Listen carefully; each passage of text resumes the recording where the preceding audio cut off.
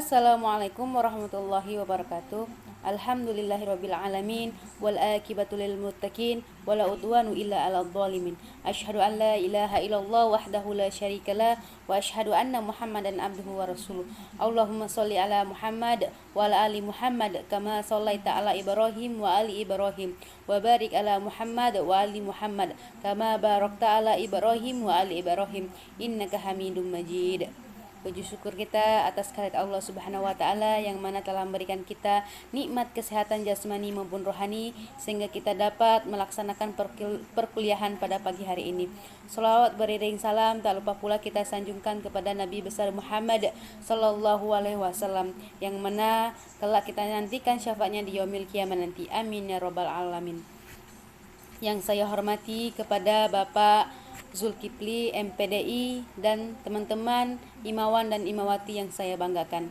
Baiklah, di sini saya Idil Fitriani selaku moderator yang akan membimbing jalannya diskusi pada pagi hari ini, yang dimana yang akan dibahas yaitu pendidikan Islam dalam pendidikan nasional, yang dimana nantinya akan disampaikan oleh kelompok 7. Namun sebelumnya saya akan membacakan susunan acara pada pagi hari ini. Yang pertama yaitu pembukaan, yang kedua penyampaian kultum, yang ketiga penyampaian materi, kemudian yang keempat sesi tanya jawab yang akan dibagi dua yaitu sesi pertama dan sesi kedua. Kemudian yang keempat yang kelima yaitu arahan atau tambahan dari dosen pengampu. Kemudian yang keenam penutupan dari narasumber atau pemateri. Kemudian yang terakhir yaitu penutupan. Baiklah, sebelum kita mulai diskusi pada pagi hari ini, baiknya kita membuka dengan lafaz al-basmalah. Bismillahirrahmanirrahim. Kemudian yang selanjutnya yaitu penyampaian kultum yang akan disampaikan oleh Imawati Nadia Nur Afifah. Kepadanya dipersilahkan. Assalamualaikum warahmatullahi wabarakatuh. Alhamdulillahirabbil alamin. Nahmaduhu wa nasta'inuhu wa nastaghfiruhu wa na'udzubillahi min syururi anfusina wa min sayyiati a'malina. Wa may yudlil fala mudhillalah wa may yudlilhu fala hadiyalah. Asyhadu an la ilaha illallah wahdahu la syarikalah wa asyhadu anna Muhammadan abduhu wa rasuluh. Allahumma sholli ala Muhammad wa ala ali Muhammad kama sholaita ala Ibrahim wa ala ali Ibrahim wa barik ala Muhammad wa ala ali Muhammad kama barakta ala Ibrahim wa ala ali Ibrahim innaka Hamidum Majid. Puji syukur kehadirat oleh Allah Subhanahu wa taala karena telah memberikan kita semua nikmat sehat serta nikmat iman sehingga kita bisa berkumpul di via Google Meet yang insya Allah penuh barokah ini. Sholawat serta salam tetap tercurahkan kepada junjungan Nabi kita, Nabi besar Nabi Muhammad Sallallahu Alaihi Wasallam, dari zaman jahiliyah menuju zaman terang benderang pada saat ini. Di dalam kesempatan pada hari ini, saya ingin menyampaikan sebuah kultum tentang keikhlasan. Bagaimana kita harus menjalani hidup dengan segala keikhlasan? Kita juga harus ikhlas dalam menerima segala ketetapan Allah, baik atau buruknya. Karena kita hanyalah manusia milik Allah yang selalu mendapat nikmat dari Allah kapanpun dan dimanapun. Sangat penting untuk selalu bersikap ikhlas dalam kehidupan kita sehari-hari.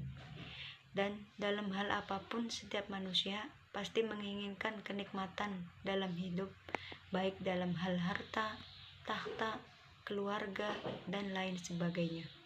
Padahal masih banyak nikmat yang diberikan oleh Allah Subhanahu wa taala. Misalnya nikmat sehat dan bernapas.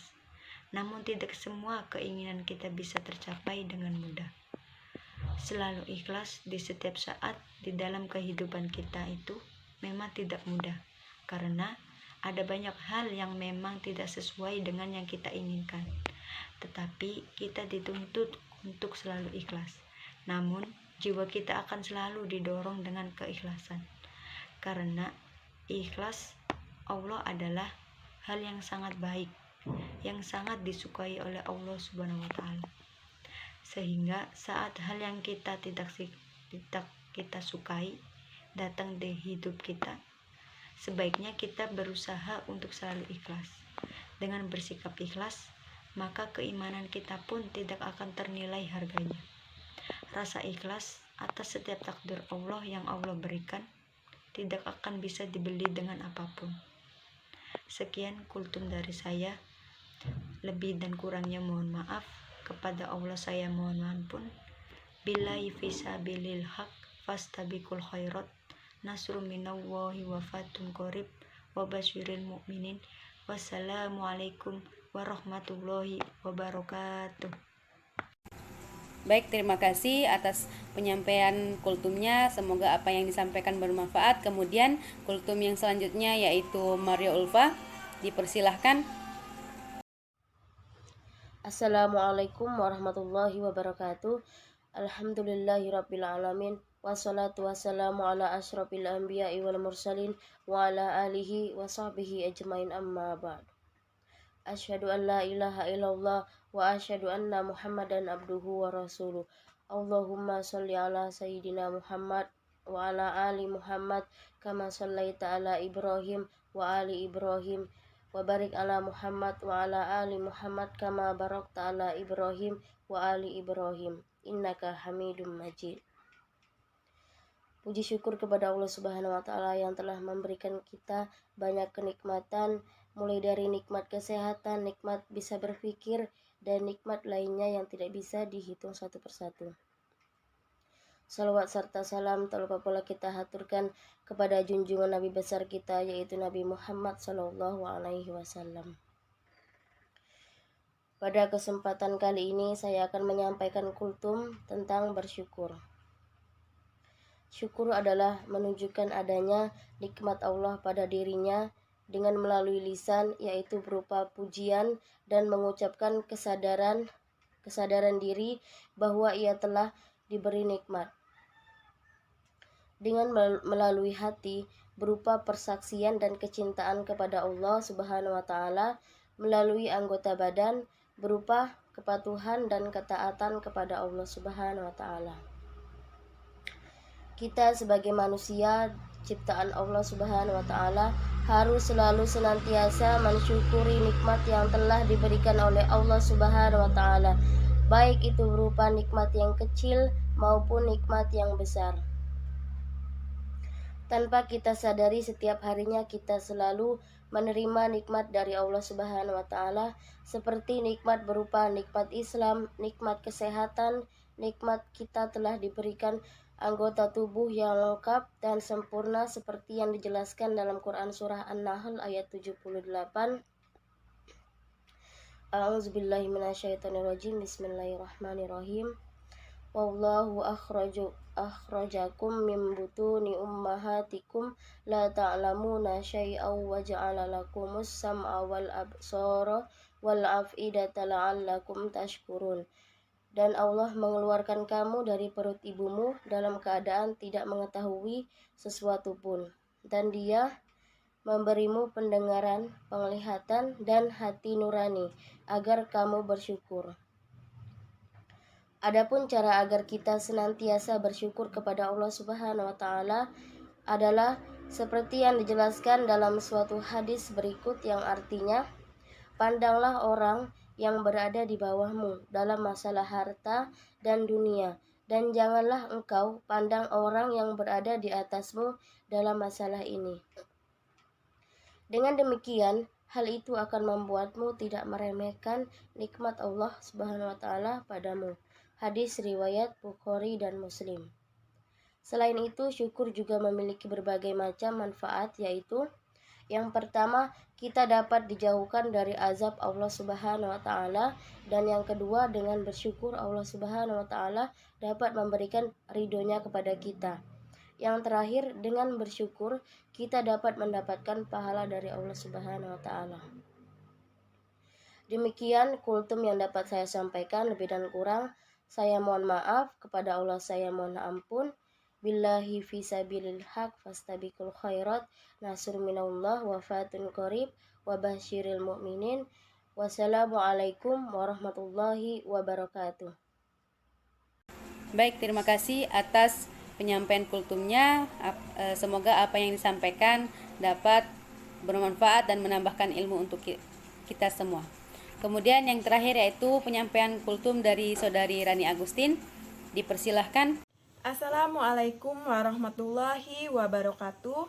Alhamdulillahillazi khalaqal mauta wal hayata liyabluwakum ayyukum ahsanu amala.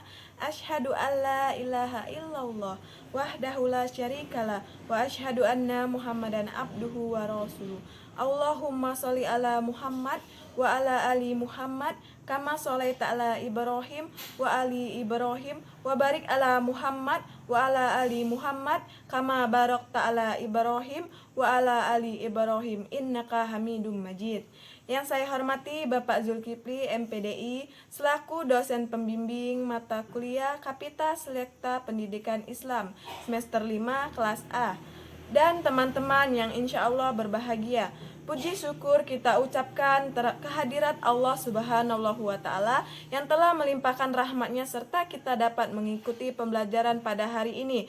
Salawat serta salam semoga tetap terlimpahkan pada Nabi Muhammad SAW serta kepada keluarga, sahabat, dan pengikut hingga kita sekalian. Saya Rani Agustin dengan NIM 622019-042 Prodi Tarbiyah. Pada kesempatan kali ini saya ingin menyampaikan kultum yang berjudul keutamaan dan pentingnya akhlak mulia. Kedudukan akhlak di dalam Islam sangatlah penting dan wajib bagi setiap muslim untuk berusaha semaksimal mungkin untuk memiliki akhlak yang mulia sebagaimana Rasulullah SAW. Dan agama Islam itu merupakan agama akhlak, agama yang mengajarkan tentang tata krama, adab, dan yang lainnya. Oleh karena itu, terkadang seseorang dengan akhlaknya bisa mendapatkan penerimaan yang baik di tengah-tengah masyarakat. Dan banyak orang yang melihat dan menilai seseorang itu dari tingkah laku dan akhlak kepribadiannya, sebelum dari hal yang lainnya. Allah Subhanahu wa Ta'ala bahkan mengutus Rasul dengan akhlak yang mulia. Dan akhlak yang mulia inilah yang menjadikan beliau dijuluki dengan Al-Amin oleh orang-orang Quraisy pada zaman dahulu. Dari sini kita bisa mengetahui bahwa akhlak itu bukan masalah yang sepele. Rasulullah SAW bahkan bersabda yang artinya orang mukmin yang paling sempurna imannya adalah orang yang paling bagus akhlaknya. Hadis riwayat At-Tirmizi. Syekh Mustafa Al-Adawi rahimahullah berkata, seorang mukmin tidak diragukan lagi pasti menginginkan untuk dicintai oleh penciptanya dan juga dicintai oleh manusia. Artinya seorang mukmin juga pastinya menginginkan agar ia bisa hidup tentram baik itu di dunia maupun di akhirat. Ia juga suka apabila bisa diberikan balasan yang baik di akhirat nanti dari amal-amalan yang telah ia lakukan ketika di dunia.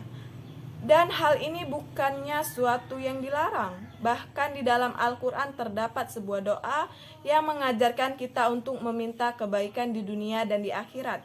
Allah Subhanahu wa Ta'ala berfirman, yang artinya, ya Tuhan kami, berilah kami kebaikan di dunia dan kebaikan di akhirat, dan peliharalah kami dari siksa neraka. Quran Surat Al-Baqarah ayat 201. Nah, salah satu cara agar seorang hamba bisa mendapatkan karunia dan nikmat dari Allah Ta'ala adalah dengan memiliki akhlak yang mulia. Karena hamba Allah yang paling baik kelak di hari kiamat adalah mereka yang memiliki akhlak yang mulia. Demikian kultum singkat yang dapat saya sampaikan. Kurang dan lebih saya mohon maaf. Kepada Allah saya mohon ampun.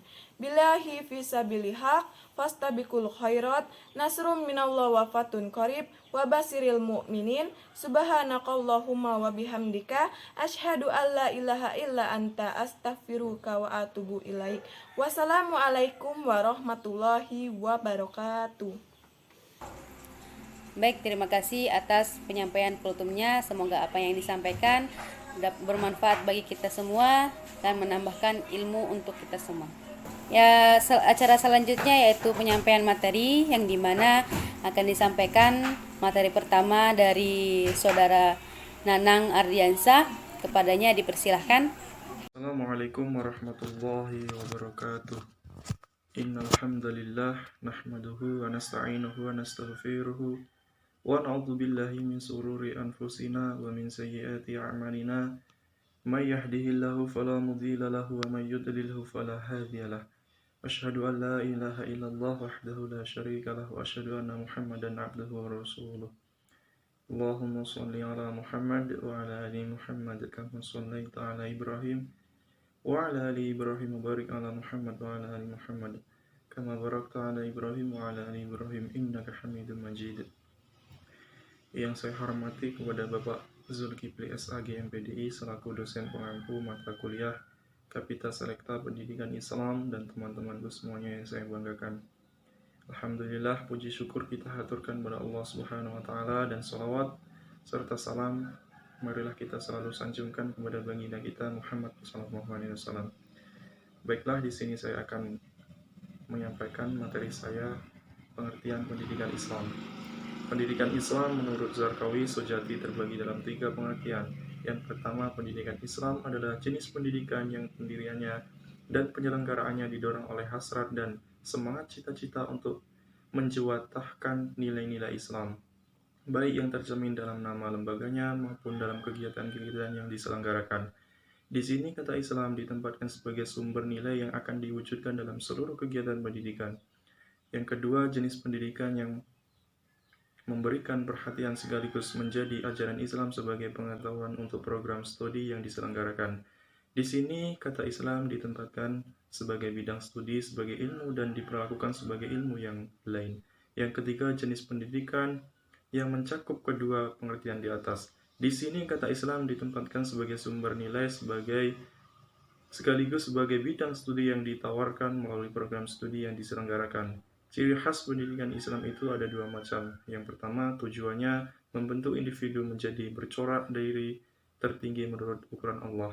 Isi pendidikannya ajaran Allah yang tercantum dengan lengkap di dalam Al-Quran, yang pelaksanaannya dalam praktek hidup sehari-hari dicontohkan oleh Nabi kita Muhammad SAW.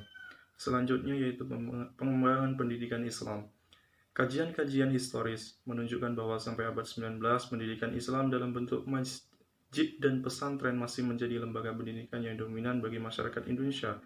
Pergeseran mulai terjadi pada masa penjajahan sekitar tahun 1865. Masyarakat pribumi, khususnya di Jawa, disediakan model pendidikan yang dirancang berdasarkan kebijakan pemerintah Hindia Belanda. Baik, selanjutnya materi yang akan disampaikan oleh Imawati Nica Jayanti, dipersilahkan.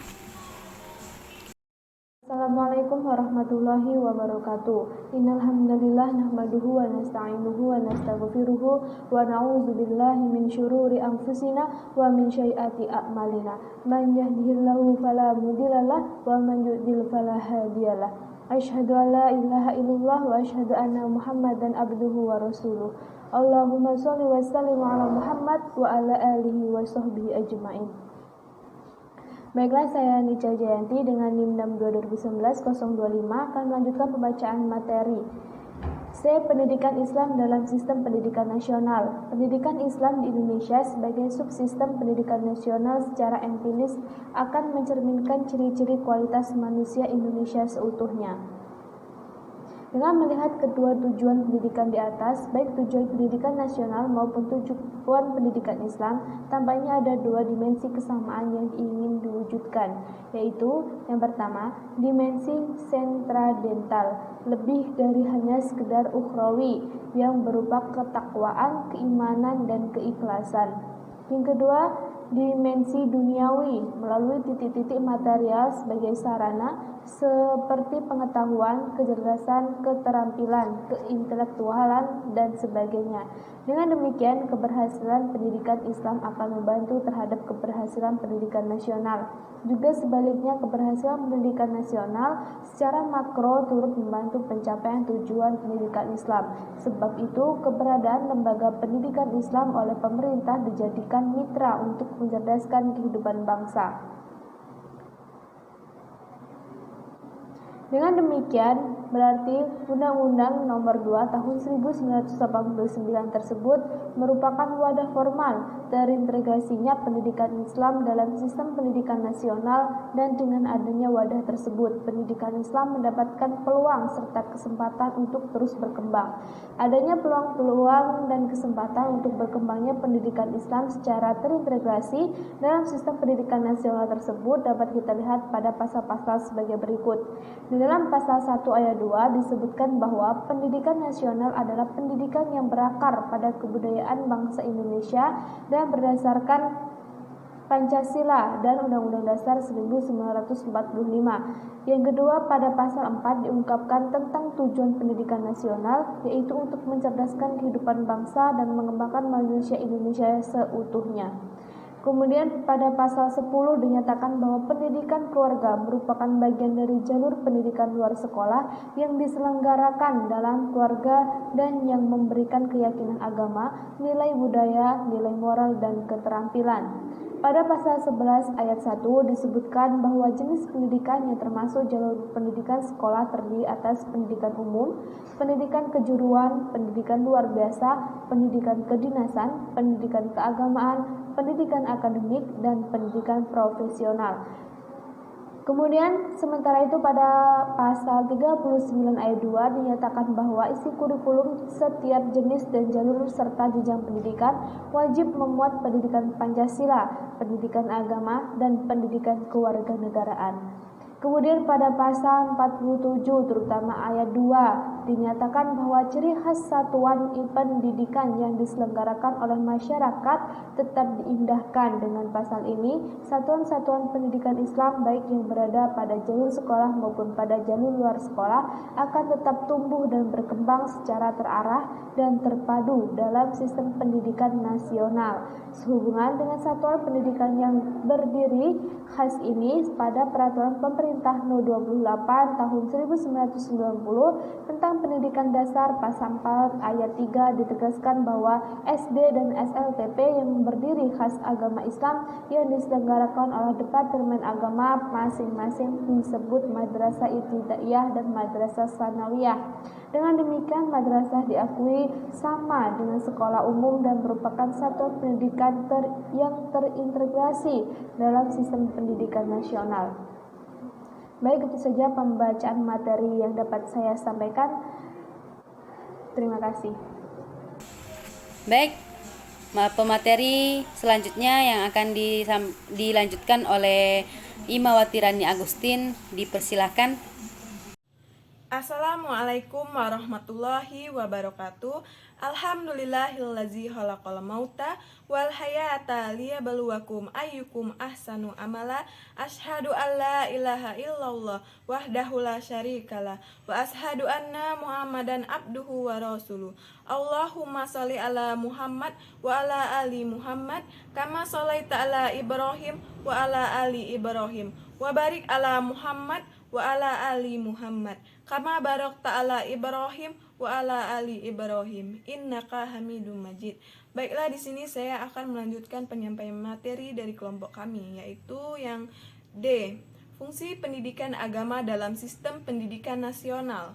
Secara eksplisit, fungsi pendidikan agama telah dituangkan dalam penjelasan pasal 39 ayat 2 Undang-Undang Nomor 2 Tahun 1989 yang menyebutkan bahwa pendidikan agama merupakan usaha untuk memperkuat iman dan ketakwaan terhadap Tuhan Yang Maha Esa sesuai dengan agama yang dianut peserta didiknya yang bersangkutan. Dengan memperhatikan tuntutan untuk menghormati agama lain dalam hubungan kerukunan antara umat beragama dalam masyarakat untuk mewujudkan persatuan nasional. Dari rumusan tersebut, tampaknya terdapat konsistensi dan keterkaitan langsung antara rumusan fungsi pendidikan agama dengan tujuan pendidikan nasional yang tertuang pada pasal 4 Undang-Undang Nomor 2 Tahun 1989, yaitu yang artinya mencerdaskan kehidupan bangsa dan mengembangkan manusia Indonesia seutuhnya, yaitu manusia yang beriman dan bertakwa terhadap Tuhan Yang Maha Esa. Dalam upaya membentuk manusia Indonesia yang beriman dan bertakwa, maka pendidikan agama memiliki peranan yang sangat penting Untuk itulah, maka pendidikan agama wajib diberikan kepada setiap satuan, baik itu jenjang jenis pendidikan maupun jalur sekolah dan jalur luar sekolah. Baiklah, demikianlah materi yang telah disampaikan oleh kelompok 7, yaitu dari Nanang Ardiansa, Nica Jayanti, dan Rani Agustin. Kepada teman-teman, apabila ada yang ingin bertanya dipersilakan. Apabila ada yang belum paham dipersilakan untuk bertanya. Kami buka sesi pertama, yaitu 3 pertanyaan. Baiklah, kami buka kembali sesi kedua, yaitu 3 pertanyaan. Dipersilakan untuk teman-teman yang ingin bertanya, dipersilakan. Baiklah, demikian teman-teman yang telah bertanya, mohon berikan kami waktu untuk mencari jawaban dari pertanyaan teman-teman sekalian. Baiklah, yaitu acara selanjutnya, yaitu arahan atau tambahan dari dosen pengampu kita, yaitu Bapak Zulkifli MPDI. Kepada beliau dipersilahkan. Baiklah, terima kasih banyak Pak atas arahan atau tambahan untuk kami semua. Semoga apapun yang Bapak sampaikan bermanfaat untuk kita semua dan menambahkan ilmu dan wawasan kita. Baiklah, acara selanjutnya yaitu penutupan dari narasumber atau pemateri. Dipersilahkan untuk Saudara Nanang, Nica Jayanti, dan Rani Agustin. Mungkin itu saja yang dapat saya sampaikan. Kurang lebihnya saya mohon maaf. Saya akhiri. Subhanaka Allahumma wa bihamdika asyhadu an la ilaha illa anta astaghfiruka wa atubu ilaik. Assalamualaikum warahmatullahi wabarakatuh. Alhamdulillah, telah usai sudah diskusi kita pada pagi hari ini. Terima kasih atas partisipasinya. Apabila ada kata-kata yang salah, saya minta maaf, dan kepada Allah saya mohon ampun. Saya akhiri. Nasrul minallah fadlul qarib wa basyiril mu'minin. Subhanakallahumma wa bihamdika asyhadu an la ilaha illa anta astaghfiruka wa atubu ilaik. Wassalamualaikum warahmatullahi wabarakatuh. Baiklah, mungkin itulah penyampaian materi dari kelompok kami. Billahi fisabilil haq fastabiqul khairat nasrum minallah wa fatun qarib wa basiril mu'minin. Subhanakallahumma wa bihamdika asyhadu an la ilaha illa anta astaghfiruka wa atubu ilaik. Wassalamualaikum warahmatullahi wabarakatuh. Baiklah, demikianlah penutupan dari narasumber. Saya selaku moderator, apabila ada salah kata saya minta maaf, dan kepada Allah saya mohon ampun. Saya akhiri. Billahi fisabilil haq fastabiqul khairat nasrun minallahi wa fathun qarib wa basyiril mu'minin. Asyhadu an la ilaha illa anta astaghfiruka wa atubu ilaik. Wassalamualaikum warahmatullahi wabarakatuh.